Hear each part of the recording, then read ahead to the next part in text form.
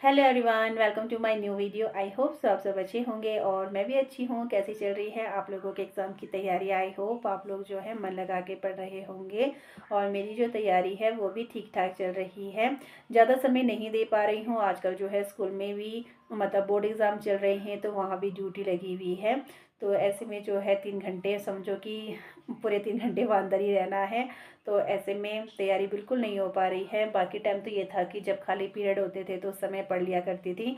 But ये है कि जिस दिन ड्यूटी नहीं रहती है उस दिन तो चलो टाइम मिल जाता है, पर जिस दिन ड्यूटी रहती है उस दिन टाइम नहीं हो पाता। और 3 घंटे कंटिन्यू खड़े होने के बाद ना बहुत ज़्यादा थकावट भी हो जाती है।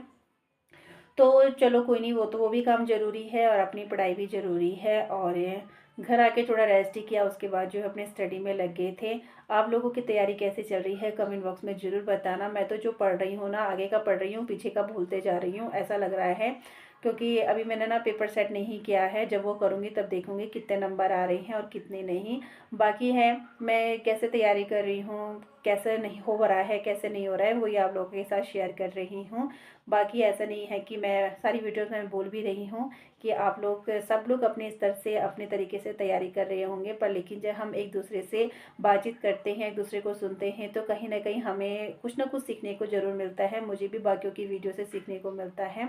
और आज जो है ना मैंने आरटीई का जो इम्पोर्टेंट टॉपिक इसको पढ़ा। और जो मतलब पहले भी मैंने इसके नोट्स बना रखे थे और इसकी जो है महत्वपूर्ण धाराएं मैं पढ़ रही थी, तो सोचा आप लोगों के साथ शेयर करती हूँ। बाकी तो आप लोगों ने भी इसके नोट्स बना लिए होंगे, पर ये होता है कि मैं इसमें से आपको अगर लगता है कि जो आपने नहीं बनाए हैं या फिर आपके पास अभी नहीं है ये वाला टॉपिक, आपने नहीं नोट किया है या नहीं पढ़ा है, अगर आपको हेल्पफुल लगेगी तो ज़रूर बताना मुझे। बाकी राइटिंग पे ध्यान मत देना, क्योंकि आज मतलब मैं जब लिखती हूँ तो फटाफट लिखती हूँ। बस ये है कि मेरी राइटिंग मुझे पहले समझ में आ जाए, तो राइटिंग को इग्नोर कीजिएगा। बाकी वैसे तो समझ में आ जाएगा आप लोगों को, क्योंकि नोट्स ऐसे ना, क्योंकि ये नोट्स मेरे जल्दी जल्दी बने हैं, ये वाले आरटीई वाले, ये सब फटाफट फटाफट से, तो इतना विस्तार पूर्वक अच्छे से नहीं बनाए हैं। क्योंकि बस ये कि मैं आप लोगों के साथ शेयर कर रही हूँ, बस ये कि आपको थोड़ा सा हेल्प मिल जाए, बाकी और कुछ नहीं है। बाकी तो अदरवाइज़ आपने बाकी चैनलों से या कहीं और रिसोर्स से भी आपने इसको नोट कर लिया होगा। बस मैं आपको जो है अपने एक शेयर कर रही हूँ कि अगर आपको इससे बेनिफिट मिलता है तो मैं बताती हूँ कि आरटी के महत्वपूर्ण धाराएं के अंतर्गत कौन कौन से यहाँ पे जो है मैंने नोट कर रखे हैं। तो ये है आरटी की महत्वपूर्ण धाराएं और धारा फर्स्ट में है, तो राइटिंग ना इग्नोर करना प्लीज़ मेरी। तो यहाँ पे जो है सॉरी, तो यहाँ पे जो है इस धारा में, धारा फर्स्ट में ना, तो यहाँ पे जो है आरटी एक्ट के टाइटल में, टाइटल की बात की गई है। तो धारा 1 में जो है यहाँ पे जो आरटी का टाइटल है निःशुल्क और अनिवार्य बाल शिक्षा, उसके बारे में यहाँ पे बताया गया है। और साथ ही साथ जो है आप सभी को पता है जो आरटी है 1 अप्रैल 2010 को लागू हुआ था, तो सिर्फ जो है यहाँ पे जम्मू कश्मीर राज्य को छोड़कर। और यह अधिनियम जो है मदरसों, वैदिक पाठशालाओं, धार्मिक प्रशिक्षण देने वाले विद्यालय में लागू नहीं होगा। धारा सेकंड में इस अधिनियम में कई परिभाषाओं को उल्लेख किया गया है, तो ये सारी चीज़ें नहीं पूछी जाएगी, बस इतना पूछा जाता है कि परिभाषा का उल्लेख कौन सी धारा में किया गया है, तो आपको धाराएं दे देंगे। तो इस तरीके से तो धारा 2 में जो है इस अधिनियम की परिभाषाओं का उल्लेख किया गया है। बाकी ना आप इसको रीड कर सकते हो। धारा 3 के अंतर्गत 6 से 14 का कोई भी 6 से 14 वर्ष का कोई भी बालक, उसका यह अधिकार प्राप्त होगा कि वह पड़ोस के विद्यालय में निःशुल्क और अनिवार्य शिक्षा प्राप्त कर सके। तो धारा 3 के अंतर्गत ये बात बोली गई है। 6 से 14 वर्ष का कोई भी बालक है, अगर उसके पास का कोई भी स्कूल है तो उसका अधिकार होगा वहाँ पे निःशुल्क और अनिवार्य शिक्षा प्राप्त करने का। साथ ही साथ ये इम्पॉर्टेंट पॉइंट है, जो दिव्यांगजन है अधिनियम एक्ट 2016 के तहत इस धारा में जो है संशोधन कर, यहाँ पे जो है 2016 का ये एक्ट है जिसमें संशोधन कर निःशुल्क और अनिवार्य शिक्षा को 6 से 18 वर्ष के लिए किया गया है। और ये किन के लिए किया गया है? जो दिव्यांगजन लोग हैं उनके लिए 6 से 18 वर्ष है, बाकी नॉर्मल लोगों के लिए कितना है? 6 से 14 वर्ष। तो ये इम्पॉर्टेंट पॉइंट है। धारा 4 में यदि कोई बालक किसी कारणवश शिक्षा की मुख्य धारा में अपने आप को, मतलब अगर कोई बालक जो है वो मतलब नहीं आता है स्कूल, तो हमारा ये कर्तव्य होगा, चाहे स्कूल प्रशासन हो चाहे अभिभावक हो, उनका कर्तव्य होगा कि उसको शिक्षा में जोड़ने का। और यह धारा जो है आयु आधारित दाखिले का प्रावधान करती है। तो एग्जाम में ना तो ये वाला क्वेश्चन इस तरीके से पूछा जा सकता है कि आयु आधारित दाखिले का जो प्रावधान है वो किस धारा में किया गया है, तो वो धारा 4 के अंतर्गत आता है। बाकी ना आप इसको अच्छे से अपने आप रीड कर सकते हो। तो धारा 4 के प्रावधानों को पूरा करने से आए शैक्षणिक स्तर के अंतर को कम करने के लिए ब्लॉक या खंड स्तर पर 6 माह के एक ब्रिज कोर्स का आयोजन किया जाएगा। ये बात भी जो है धारा 4 के अंतर्गत बोली गई है। बाकी नेक्स्ट है यहाँ पे धारा 5 में है, यदि कोई बालक प्रारंभिक शिक्षा पूर्ण करने के दौरान विद्यालय स्थानांतरण करता है तो विद्यालय स्थानांतरण के साथ साथ बालक के सभी अधिकारों का भी स्थानांतरण किया जाएगा। और धारा 6 में विद्यालयों की स्थापना 1.5 किलोमीटर के दायरे में प्राथमिक विद्यालय खोले जाएंगे और उच्च प्राथमिक विद्यालय 2 से 2.5 किलोमीटर। धारा 7 में है, जिसमें केंद्र व राज्य की वित्तीय अनुपात की जो बात बोली है वो धारा 7 के अंतर्गत है। और 2018 से पूर्व जो है ना 90:10 का अनुपात सिर्फ 7 पूर्वोत्तर राज्यों को प्राप्त था और 2018 के बाद संशोधन में हिमाचल प्रदेश और उत्तराखंड को भी इसमें जो है यहाँ पे शामिल किया गया है।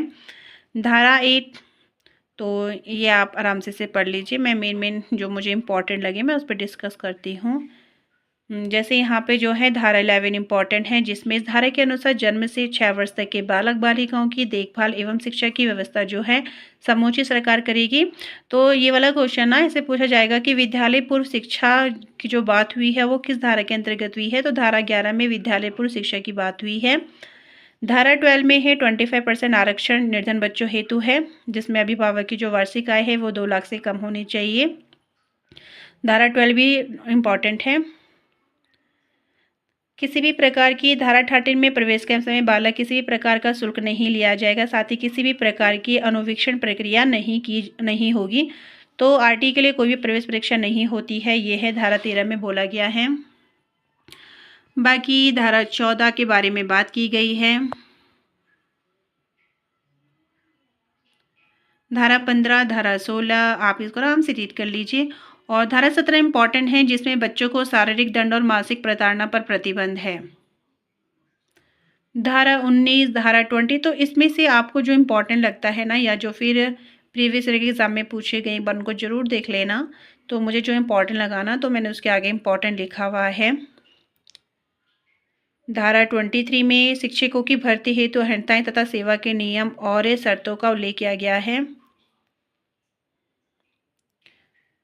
धारा 27 इम्पॉर्टेंट है, ये इम्पॉर्टेंट है धारा 27, जिसमें है कोई भी अध्यापक शिक्षण के अतिरिक्त केवल इन 3 राष्ट्रीय महत्व के कार्यों को करेगा। तो जो अध्यापक है ना तो ये राष्ट्रीय महत्व ये सिर्फ इन्हीं कार्यों को कर सकता है, जनगणना का कार्य, निर्वाचन कार्य और आपदा तथा राहत कार्य। तो ये 3 कार्य कर सकता है, जो कि बात बोली गई है धारा 27 में। इसके अलावा धारा 28, कोई भी शिक्षक निजी शिक्षण या प्राइवेट ट्यूशन नहीं पढ़ाएगा, तो ये 28 में बोली गई है। बाकी धारा 29 है, धारा 30 है, धारा 31, धारा 32, धारा 33 एंड 34। आरटी की जो महत्वपूर्ण धाराएं हैं पूरी की पूरी मैंने यहाँ पे बता दी हैं। बाकी तो आप लोगों ने कहीं और से भी नोट किया होगा, लेकिन अगर आपको इसमें से कुछ पॉइंट ऐसे होते हैं जो हमें कहीं और से नहीं मिले होंगे, अगर मेरी वीडियो के माध्यम से अगर आपको लगे कि ये पॉइंट नोट करना चाहिए तो आप उसे ज़रूर नोट कर लीजिएगा। बाकी अगर वीडियो अच्छी लगी होगी तो लाइक कमेंट शेयर जरूर करना। बाकी राइटिंग में मत जाना, क्योंकि बहुत जल्दी जल्दी बनाती हूँ मैं नोट से, क्योंकि अपने ये कि बस अपने को पढ़ना आना चाहिए, मेन सुविधा अपने के लिए होनी चाहिए। बाकी ऐसा पर्पस नहीं था कि मुझे से वीडियो मतलब यूट्यूब में डालनी है, पर लेकिन मैंने सोचा कि बता देती हूँ, क्योंकि जब मैं आरटी की धाराएं ढूंढ रही थी ना मुझे नहीं मिल रही थी, तो फिर मैंने नेट वगैरह में सर्च किया और फिर उसके बाद ना मुझे सारी की सारी धाराएं मिली थी। क्योंकि मैं सोच रही थी कि सारी धाराएं मिले, क्योंकि फिर मैं खुद से उसे मतलब ये आइडेंटिफाई कर पाऊँ कौन सी इंपॉर्टेंट है कौन सी नहीं। बाकी है कि एक नज़र अगर सब में चली जाए तो अच्छा ही रहता है, ना जाने कब कौन सी पूछ ली जाए। तो इसलिए ना मैंने सारी की सारी नोट कर ली, और जो लगाते एग्जाम में पूछी गई हैं तो उसके आगे इंपॉर्टेंट भी लगा दिया है मैंने। और बाकी एक बार जब हम किसी धारा को पढ़ लेते हैं तो ध्यान में रहता है कि ये वाली धारा में ये वाली बात बोली गई है, इसलिए मैंने सारी ही नोट कर ली है। तो चलो, अगर आपको मेरी वीडियो अच्छी लगी होगी ना तो लाइक कमेंट शेयर जरूर करना। अगर हेल्पफुल लगी होगी तो कमेंट बॉक्स में ज़रूर बताना, और अगर हाँ कोई मिस्टेक होगी तो बता देना इसमें कि ये पॉइंट गलत है, ताकि मैं भी करेक्शन कर सकूँ। बाकी तो मैंने 100% सही किया है, ये मुझे विश्वास है। बाकी आप लोग कहीं और से भी देख सकते हैं, जहाँ से भी आपको सही लगता है वहाँ से भी देख सकते हैं। तो चलो फिर वीडियो को करते हैं एंड, फिर मिलते हैं कल नेक्स्ट वीडियो में। Bye bye to everyone.